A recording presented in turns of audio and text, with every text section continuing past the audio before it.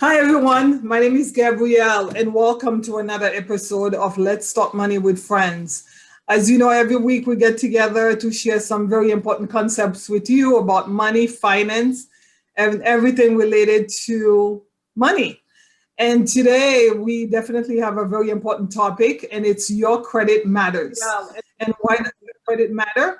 Because everything we do relates to credit, and including getting a job, um, buying a home, as well as finding credit, being able to get a credit card, or even opening up a checking account. Your credit is usually pulled so that the companies that you're going to be working with, they want to see if you are credit worthy. So today we've been having some technical issues, so I'm not going to spend too much time with the introduction. I just want to again to introduce briefly my two friends and guests who've been very patient with me today, and that's Linda and Curtis. And we would like to dive into the conversation. Linda has been on the show before, and she can introduce herself briefly, and then we'll go over with Curtis next. So Linda? Gabrielle, thanks for having me. So I'm Linda Champion. I'm an attorney broker. I work in the community. I've been working in the space that I'm in for about 21 years, helping families within the community achieve the dream of home ownership.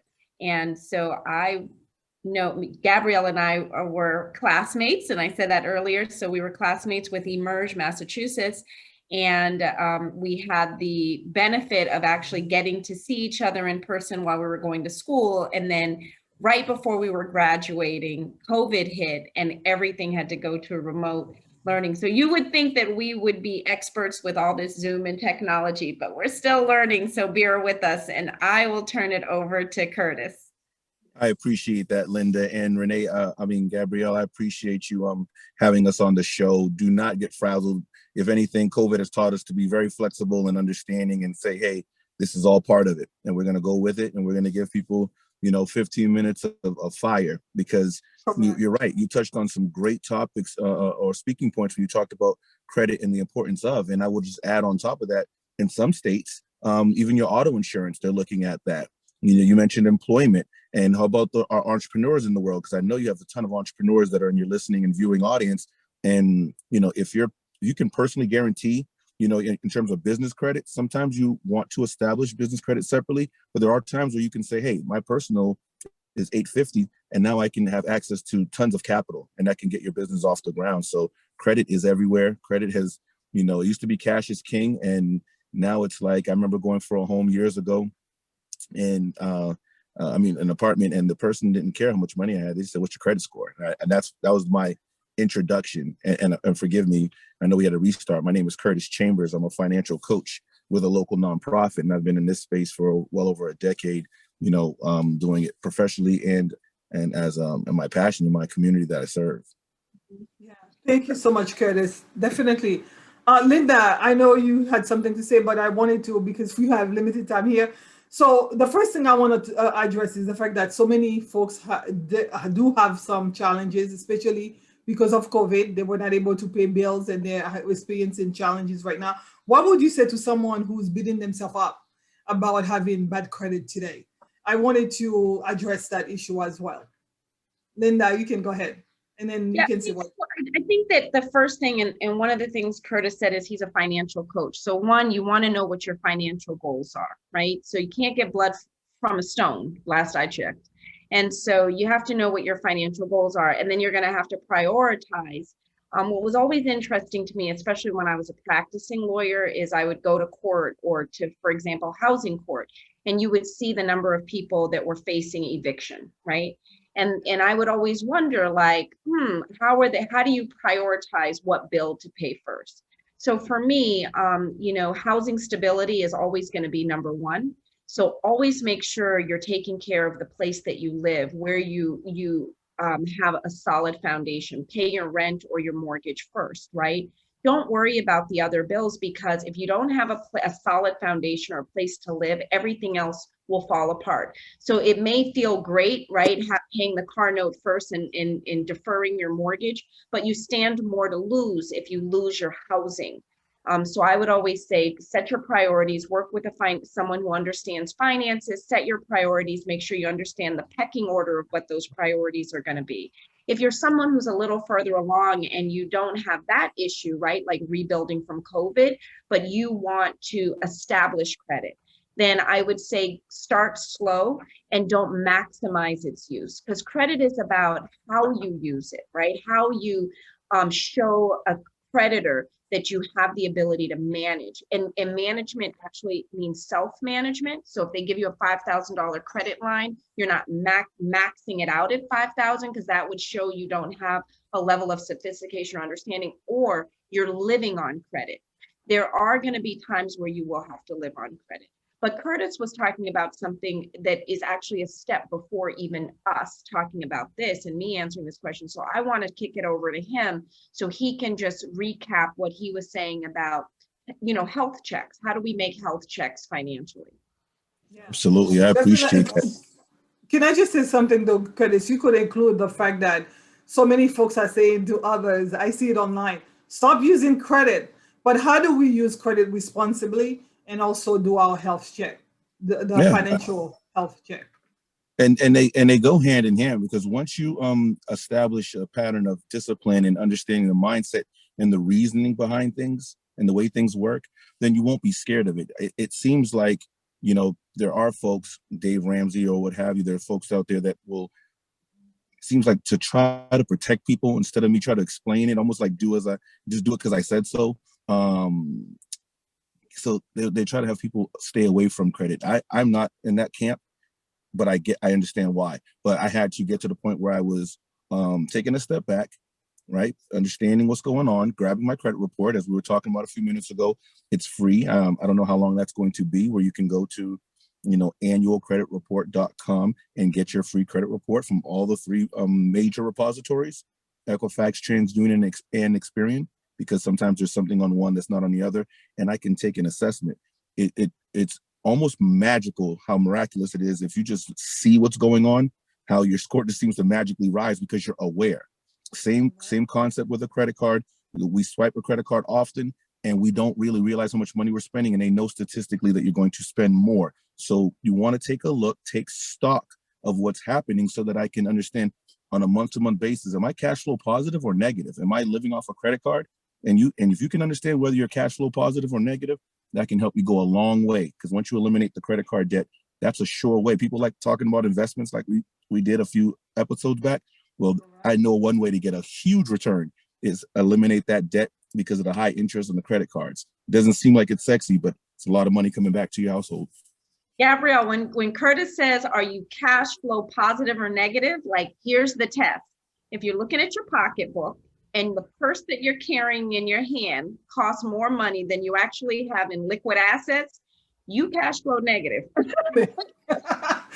I know, definitely,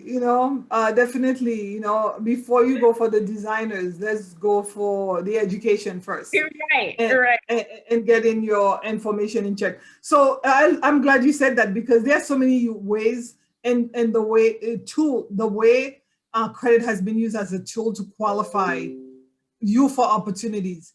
What are some of the ways that they've used credit to qualify us, individuals, for opportunities? So Curtis touched on this earlier. Credit is used to determine the amount your annual premium is going to be for your car insurance. Credit is also used when you go to buy a car to determine the level that you're at in terms of, do you have A credit, B credit, C credit? And that will determine the interest rate that is assigned to you. And so the higher your credit score, the more power you actually have as a consumer. So especially when you're buying a house, the higher the credit, the more you can have flexibility in conditions of lending. But also the more opportunity you'll have in terms of the types of products that will be available to you. So someone, for example, with a 620 credit score may only have the opportunity to get an FHA loan, but someone with the 800 credit score, even though they can still get an FHA loan, the bank would be more inclined to also be willing to do a portfolio loan for them, which could have better rates, better fees, so it's almost like they woo you. The higher your credit credit score, the more they want to do business with you. Which Curtis is great. also touched on the difference between building your credit and your business credit and your personal credit. So that's really important. So let's just be frank. At the end of the day, Black folks, we don't talk about credit and we don't talk about money with and to each other. It's not a topic of conversation at the dinner table. However, and it's not a conversation among friends, but it really should be a conversation among friends, because working together and understanding the pitfalls and what people do right and wrong is how we can help each other. Different in other communities, where they talk freely about money, they talk freely about business opportunities, they share information. We're not really doing that in any meaningful way. And so what happens is when they talk about wealth gaps and that we only have $8, they're saying that for a reason, but we can bridge those gaps and we can change that narrative if we work together and we start talking to each other about money. And when opportunities come up, we are inclusive of each other and calling each other and telling them. I mean, I'm not saying call everybody for every susu and like money game. That's the kind of stuff I'm talking about. I'm talking about things like making sure we're doing healthy checks. Do you have the right amount of life insurance for your family in the event something goes wrong? Do you need certain insurances? One of the things that people don't check is their credit cards. So when you guys are out there buying stuff and purchasing it on a credit card, make sure you're calling your credit card company to know the extended warranties that are available, so that you're not buying those warranties with the product or buying those warranties with the plane tickets, right? So little things we can start to do to educate people about credit, the benefits of credit, and how to really use it the right way. Yeah, thank you so much, Linda. And the reason that I started the show is because I felt like we needed to start that conversation. And I think I mentioned in the very first meeting that I had here, I was having that type of conversation with friends here at the house, and someone told me, why not take it on Facebook? So Curtis, I know we were having a conversation after the last show we had ended, and I didn't know that you were involved in helping or guiding families with credit repair. So what can someone do today? I like to say today, not tomorrow. If you are experiencing a challenge with your credit and you have goals, you would like to buy a house, you would like to do certain things, and your credit's been a challenge, what can you do today? Give us a few things that we can do today. Well, one of the things you can do is let's eliminate stigma in terms of talking about credit and money. Linda just so beautifully and eloquently laid it out.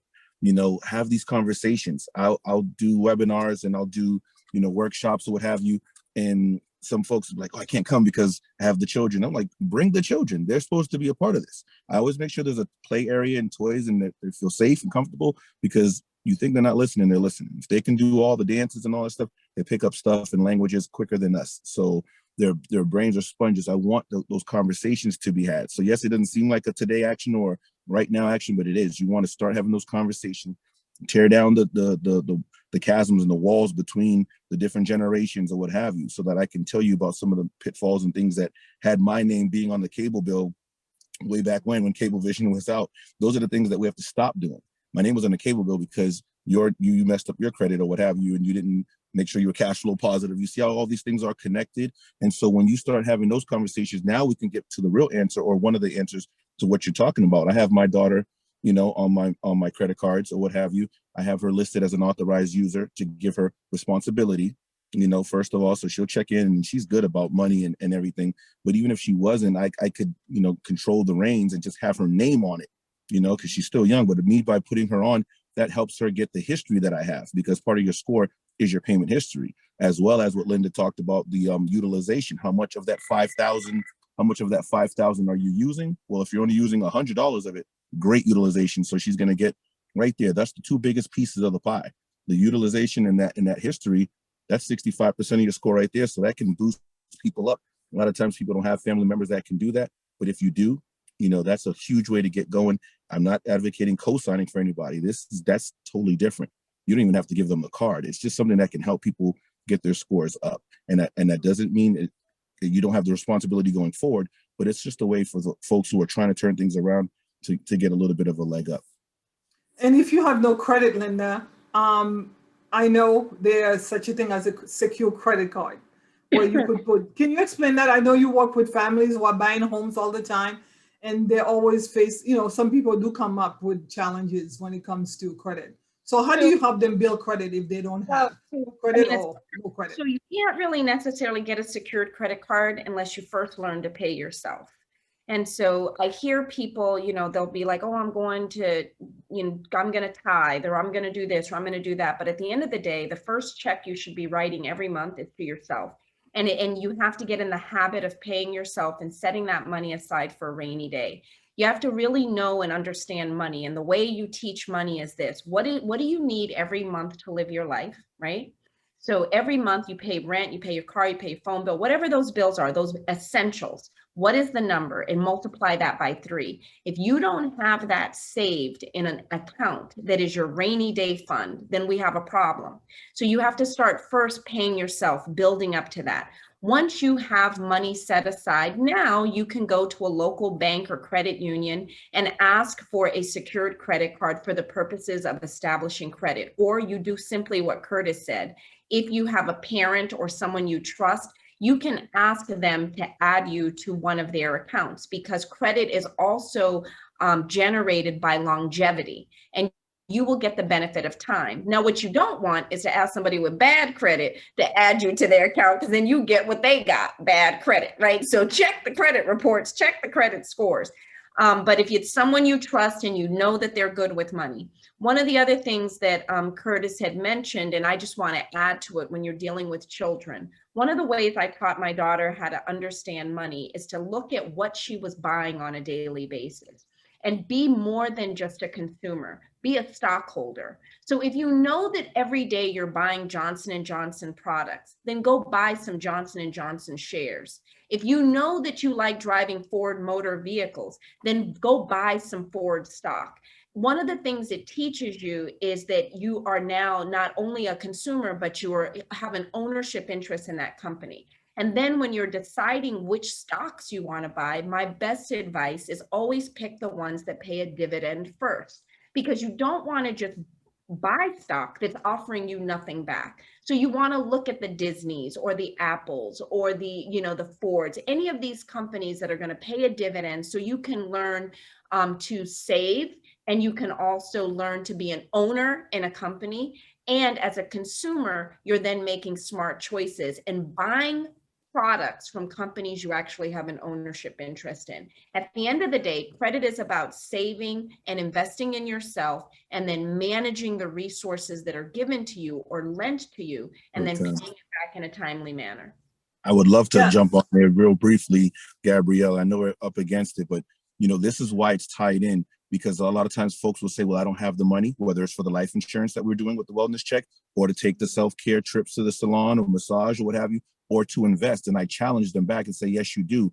You gave it back to the auto dealer or the bank, whatever, because you had a 600 score or a 550 score. If you have a great score versus someone who has a challenge score, you could be paying another $8,000 to $10,000 over the life of that financing term. So that's $8,000 to $10,000 that you could have been investing in those same things that Linda just talked about and getting the dividends. So this is why it matters. There is a tax on poor people, and there's a tax on folks who have bad credit, whether it's check cashers, being unbanked, or what have you. So there is a high cost that's called opportunity cost. What could I have been doing with that money?